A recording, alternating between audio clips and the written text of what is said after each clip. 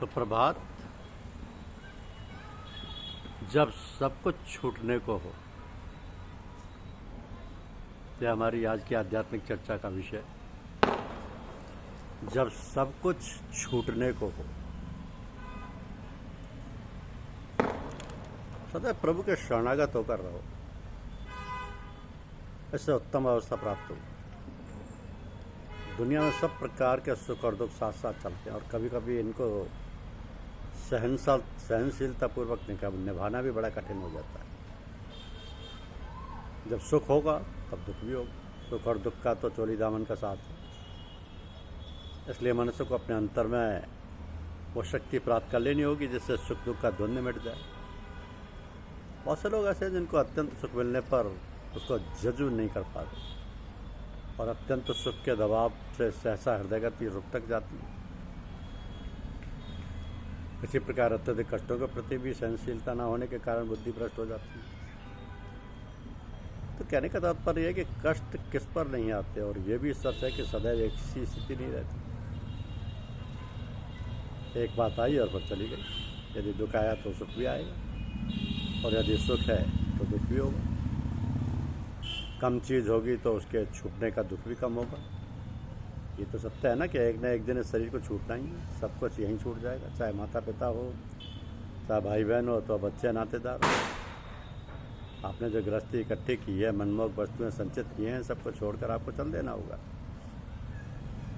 एक दिन उनके इस प्रकार छूटने का दुख तो आपको सहना ही पड़ेगा। इसलिए दुख और सुख के छुटकारे के लिए जब तब ध्यान आदि किया जाता है, ताकि जिस समय सब कुछ छूट जाए उस समय मन में उनके छूटने का लेस मात्र भी दुख न हो। यह भी एक प्रकार की साधना की अवस्था है। और अभ्यास करते करते जब अभ्यासी का मार्ग प्रशस्त हो जाता है, तब वो दुख और सुख को परम पिता परमात्मा का प्रसाद समझकर ग्रहण करता जाता है और हृदय में कोई तरंग नहीं उठती। समता की अवस्था का उदय हो जाता है। जब शरणागत की अवस्था बन जाती है, तब सब कुछ ईश्वर की दया कृपा समझकर अभ्यासी आगे के मार्ग पर चलता रहता है। यही नहीं, बल्कि परमात्मा से वो इन सब अवस्थाओं से पार करा देने की प्रार्थना भी करता है। जब उनकी शरण में, छत्र छाया में हम आ गए, तब वो स्वयं ही रास्ते को सरल बना देंगे और बड़ी कुशलतापूर्वक हमें बिहाड़ों जंगलों से बिना किसी भयंकर पशु के आघात से सुरक्षा पूर्वक निर्दिष्ट मार्ग पर लाकर खड़ा कर देंगे। यही तो उसकी लीला है। बस उसका सहारा पकड़े रखो, क्योंकि मनुष्य जीवन का लक्ष्य मनुष्यता प्राप्त करना। मनुष्यता क्या है? अपने आप को जानना। अपने आप को जानने का अर्थ है हमारा जो स्वरूप है उसको प्राप्त करना। अब स्वरूप क्या है? मनुष्य तो ईश्वर का अंश है।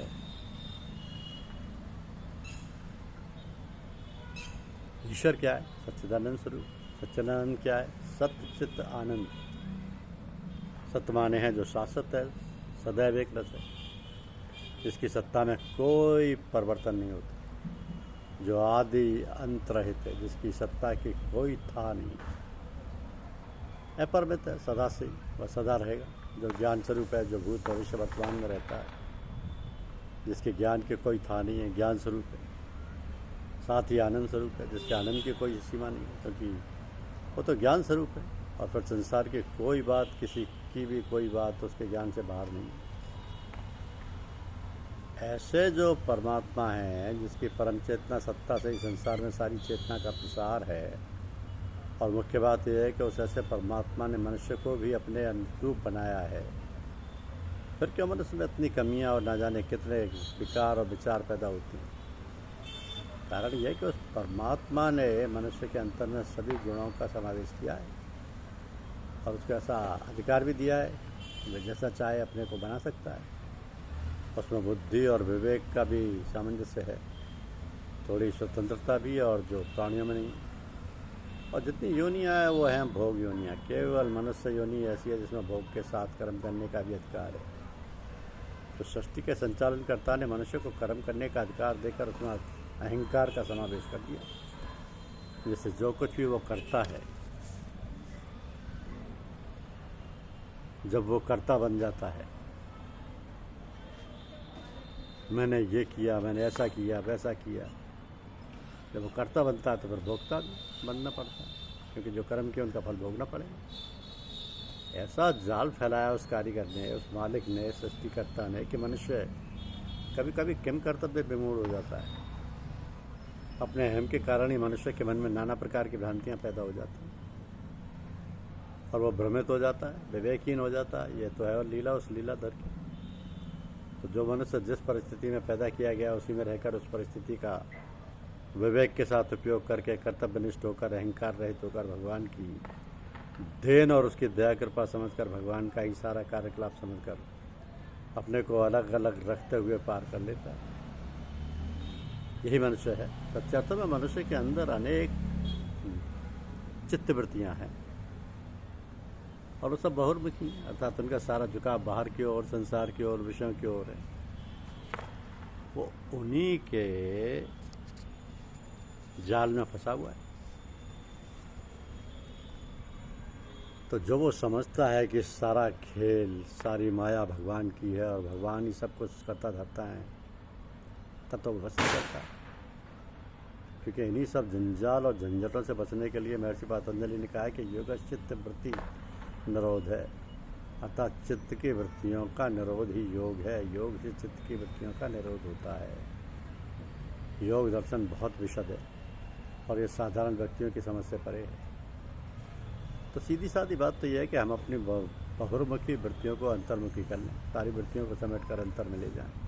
अंतर में क्या है? अंतर में भगवान का निवास है, भगवान का अंश रूप ही आत्मा है। तो हमें अपने स्वरूप को प्राप्त करना है। चित्त की धार को तो जो बाहर की ओर है उसको अंतर की ओर करना है।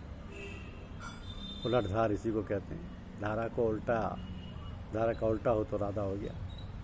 तो धार को उल्टा कर अंतर में जो आत्मा परमात्मा का अंश है उससे मिला देना, यही है आत्मस्थ होना। अपने आप को जानना, अपने स्वरूप में स्थित होना, ये साधना बड़ी सुलभ है। इस सत्संग में सुगमता और सरलता से प्राप्त किया जा सकता है। सत्संग क्या है? जो ऐसे लोग हैं, महापुरुष हैं, महात्मा है, जिन्होंने अपनी स्थिति स्थित प्रज्ञ बना ली है, जो आत्मा के प्राप्त कर उसमें स्थित हो गए हैं, जो आत्म पुरुष हैं और जिनके साथ संग बैठना उठना जल्दी से, उन्हीं से मिलना जुलना, उन्हीं के बतलाई हुई युक्ति और साधना करने से बड़े ही साधारण ढंग से सब कुछ प्राप्त हो सकता है। इसी कारण सत्संग की बड़ी महिमा है। कहा है न क्या है, एक घड़ी आदि में पुण्य, तुलसी महिमा साधु की हरे कोट अपराध। धन्यवाद। यूट्यूब चैनल को लाइक और सब्सक्राइब अवश्य करें। शुक्रिया।